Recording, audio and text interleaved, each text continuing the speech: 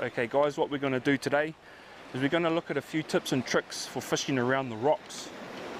Now your first tip is putting your rod together an easy way, so at the end of the day it's just as easy to pull apart.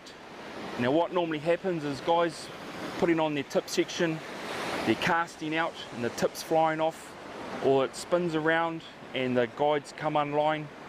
So the best way to do it is you just turn your rod upside down, have your guide facing upwards, slide your tip on like you normally would, just so it's just and only catching, and you have the bottom guide straight up and the tip guide's out on an angle. So that's straight up and that's on an angle. And as you're coming up tight, all you do is you turn the guide, the tip section, so all the guides are straight up and down, and that'll lock it in for the day. So you've done your fishing, finished for the end of the day. You're not having to use your guide to pull it apart. All you do is the same thing, turn and pull apart, and you're off home. Now when casting from the rocks, I still bring along my sand spike, especially when there's a swell rolling. It's good to keep your reel up out of the water here that's splashing up along the rocks. So it's actually a good day today for surf casting in the shallows. Got a nice swell rolling in, and that stirs up the bottom and drags stuff up off the rocks there, and all the fish will come in to mooch around there. And we've also got a lot of cloud cover today, so it's quite cloudy, and that's what you want. Those two put together make a perfect day for fishing off the rocks in the shallows. Fish will come in the shallows because it's cloudy, they're not too spooked, and they'll be coming in for all that food getting dragged around the rocks there, so hopefully get into a few fish. When you're winding in, you don't want to just slowly start winding, it's going to get caught up in all the weed.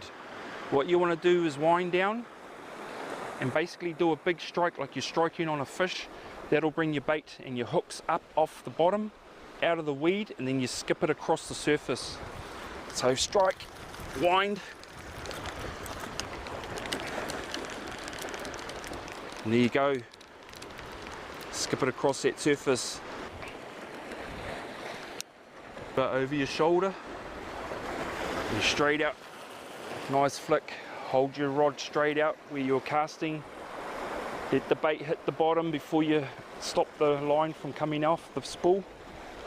What I like to do, because I've just had a few bites, is I'll stand here for say a minute or two. So obviously there's fish there in the area.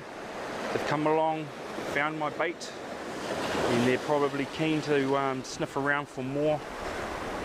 And a lot of times you'll get a bite straight away. Now one thing I do recommend, especially when you're new to rock fishing, is a life jacket. Now this life jacket here is quite good to use when you're around the rocks.